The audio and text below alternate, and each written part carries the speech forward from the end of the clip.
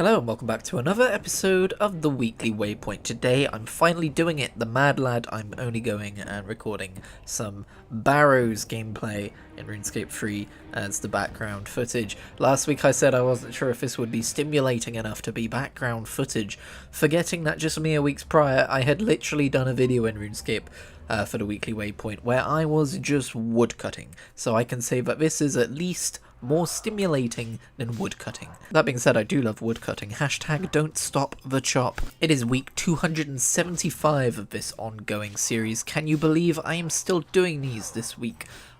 Oh, I haven't collected my thoughts about what I've done this week. This week's been a pretty big week for the channel, actually. Like, I recorded a thoughts on Season 2 of Good Omens, and I wasn't sure how that was going to do, and it's turned into, I think as of the time of recording, either my 4th or 5th most popular video on the channel so far, which is fun because I think that makes it my most popular thoughts on video, which is fun because it's also the gayest I've been in a video in terms of talking about queer shit. So what I'm getting from this is that YouTube likes that cute gay shit, and I'm gonna keep doing it. Insert a gif of Homelander looking around being surprised that the people like what he's about. Also, this video is still growing, although the Good Omens video is still growing, which takes me by surprise. Every time I look, yeah, it's at 860 views as of the time of recording.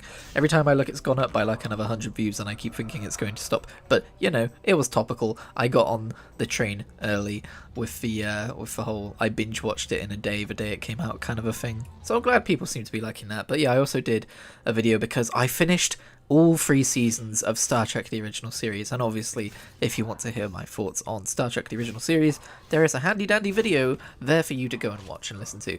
I don't know if it's weird saying there's a video to go and watch when those things are basically just podcasts by any other name, but yeah, that is available to you as an option. But again, just to reiterate here, I'm pretty pleased with myself for finishing all 3 seasons of it, and I actually did it in a fairly decent time.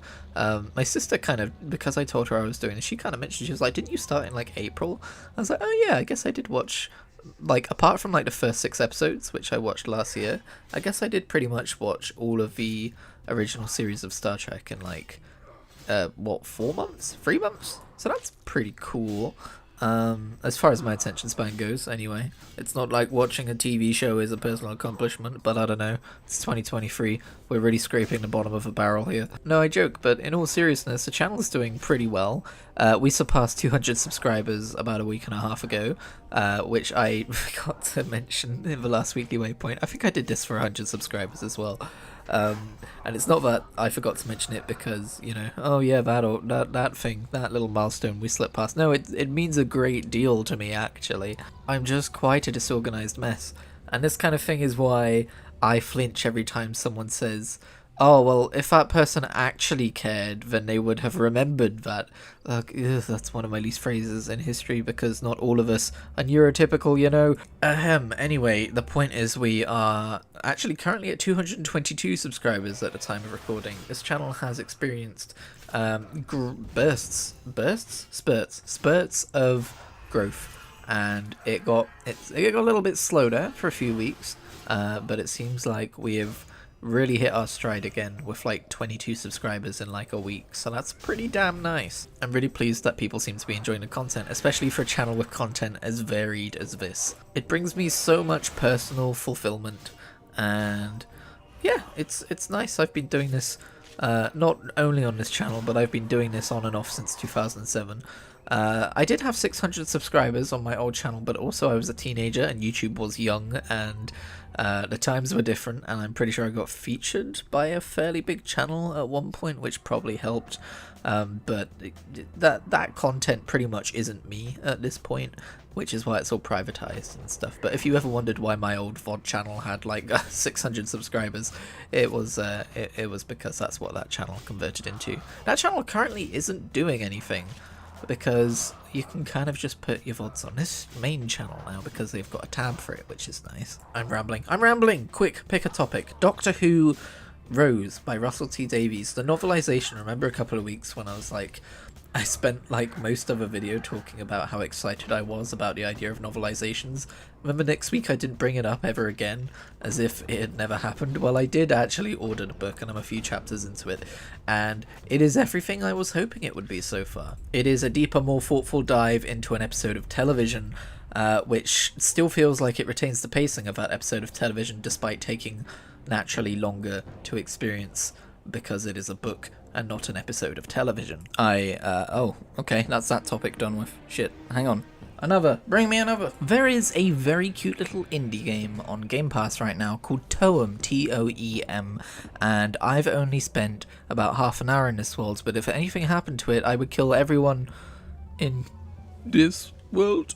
Myself, damn it, I burped. I'm leaving it in. Anyway, I haven't really had time to dive back into it yet, but I can already tell that it's gonna be one of those games like Omno and like Ravenlock, where I'm just like, hey, this is fairly small, pretty cute, fairly easy to 100%, I assume. I'm probably just gonna complete this thing.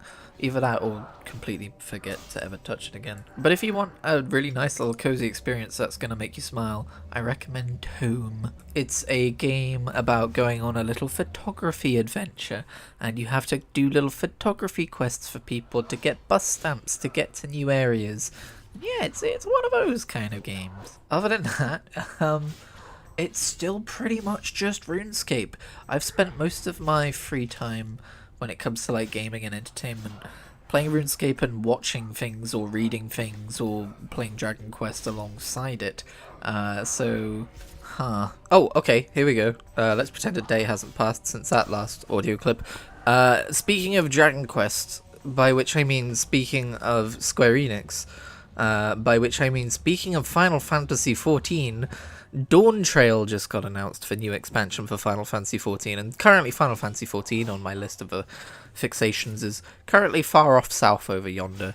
It's not really living in my brain right now, but of course, as we all know, it will take hold of me again, and there are moments where all I care about are that game. So it's kind of a weird space to be in to see an announcement for a new expansion of a game like that, because I remember when I first properly started playing World of Warcraft, I started playing in Mists of Pandaria, and back then, I like mainlined World of Warcraft like a lot of other people just do. As normal human individuals, it was like my game. I didn't like play it for 2 or 3 months and then go off and play a different game and then rotate back to it later. This was back when I guess I had a slightly better attention span for a little bit there. And a new World of Warcraft expansion being announced was the most exciting possible thing, and it's still pretty exciting, to be honest. You'll still hear me get super hype around like when they announced Dragonflight and Shadowlands, and I think Battle for Azeroth might be the one that killed it for me in terms of like it being the most prestigious like game announcement event of the year that I look forward to, always only every 2 years. But it's weird because Final Fantasy XIV has kind of taken the top spot of like MMOs in that kind of way, but I still don't feel that way about any MMOs the way I used to about Mists of Pandaria, Warlords of Draenor, because again, the game was new to me at that time and I still had stuff to do where most people didn't. Legion, all that. But with Final Fantasy XIV, even though I'm like, I probably love this game as much as I ever loved WoW, the place I'm in now in terms of just thinking about video games as a whole and like, you know, having these different games that I play during different periods of time, it was weird to see Dawn Trail get announced because in another lifetime, at another point in my life, I was probably there watching whatever online version of FanFest there might be, like waiting with bated breath and then exploding with hype and excitement about Dawn Trail. And it is exciting, and I am hype, and I have more to say on that in a bit, but it was just weird to see it get announced on my Twitter feed and be like, oh right, yeah, that's happening today. Oh cool, Dawn Trail, huh? I think part of it might also be that it's Endwalker was, no spoilers, but Endwalker was like such a final point in the story, and this new expansion is definitely something new. So it's not like, I don't know, I mean, I guess World of Warcraft expansions always were, so I don't know, it's weird. I just feel different about these kinds of announcements than I used to, I guess it's what I'm trying to say, and it's weird. That being said, Dawn Trail, I'm not gonna lie, I'm not gonna say I'm looking at the zones and I'm like, oh my god, I can't wait to go there, that looks so exciting. It feels like Stormblood to me, in that it's very much like, oh, okay, like, okay, Stormblood wasn't mostly set up, but like it's not like I'm not looking at it and going, oh my god, that is entirely my jam or whatever. And I did end up loving Stormblood, but it was a slow burn. But I hear they're adding 2 new DPS classes, which I'm very excited about. I think out of all the MMOs I play, Final Fantasy XIV does classes the best. And I'm really excited because I mostly play DPS classes. Like, I think last time I was playing, I was starting to touch on learning to tank. And maybe healing too, but again, I still mostly play DPS roles, so I'm excited that they're adding 2 new DPS roles, and it's always fun to like speculate about what they could be. I still hope they add some kind of druid equivalent class with shapeshifting or something. As I'm not currently all sourced up in Final Fantasy XIV source, you know, I'm not. By the way, we got a drop there. That's nice. I'm not really in the right place to speculate seriously about what the new classes could be, but I love that shit and it's exciting. Another thing that's exciting is Phil Spencer attended, and they announced that Final Fantasy XIV is going to finally be coming to Xbox consoles in spring of 2024, and that is very nice indeed. I don't need it to. But it's nice that it's there, and I'm excited for new people to get the chance to play it. And if it goes on sale one day, I might just buy it so I have another platform, because it is crossplay. So I have another platform to play it on, and I can get some of those really, really difficult achievements. I think the achievements are for like getting max level in every job and stuff like that. So that's pretty fun. But what else he said is that they're very much looking to bring more Final Fantasy experiences to Xbox, which is a massive fucking relief.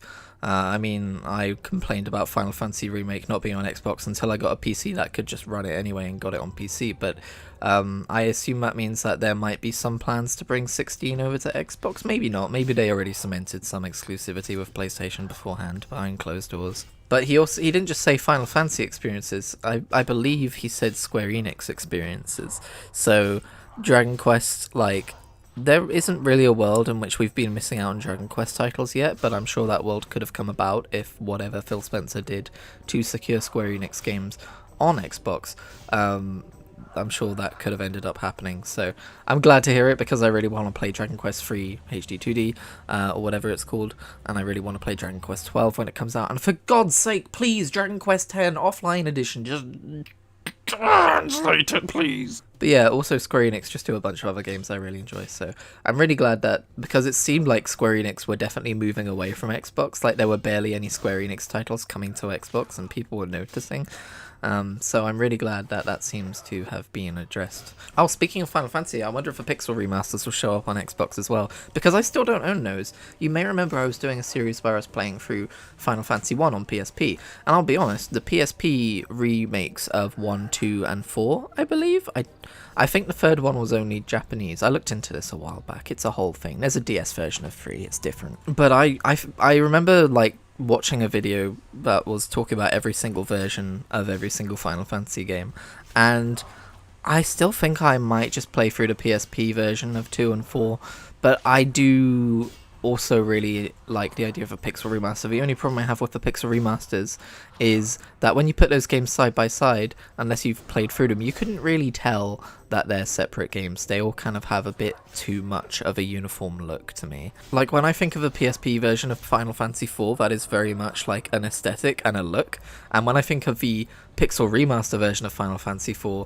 it just feels like, I don't know, it's like pasted in plain text version. I don't know. That being said, if the Pixel remasters came to Xbox, I would absolutely buy them. In other news, Necromancy releases next week for RuneScape, and that's pretty exciting, although there was a blog post which came out recently where they were talking about the fact that they were originally going to rebalance combat XP purely for Necromancy so that Necromancy could feel like a longer, more fulfilling leveling experience, right? But don't worry, thanks to the hard efforts of their programmers, they have managed to rebalance combat across the game for all combat skills, and oh, it's not looking good. It's basically just a combat nerf, and also it seems like really low level enemies like cows and chickens are gonna be like good methods of making XP versus higher level enemies, and that's bad game design. Like, what, you don't want to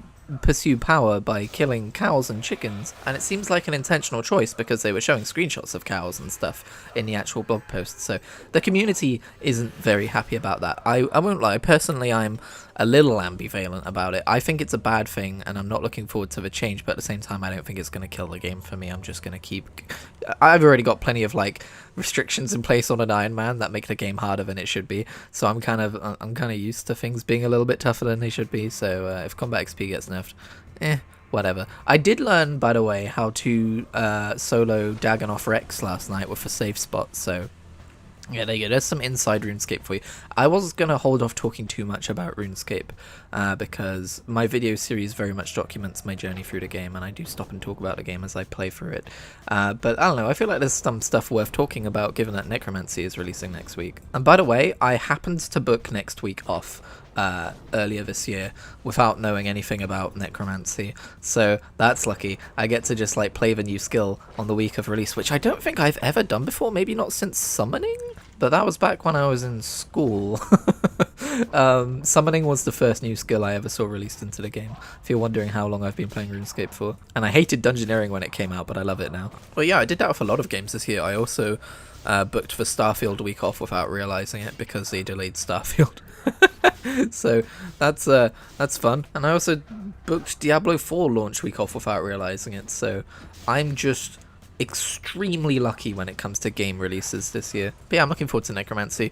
I'm not gonna like mainline it to 99 like a lot of people do when a new skill comes out, because as we've already established, God, how many times have I talked about my attention span on this channel? I should just rename this channel The Chronicles of a Man with Bad Attention Span, and then everyone will just be unsurprised. Anyway, didn't really have too much to talk about this week, but I think we made it through it. Hopefully I kept your attention. Thank you again so much for 200 subscribers.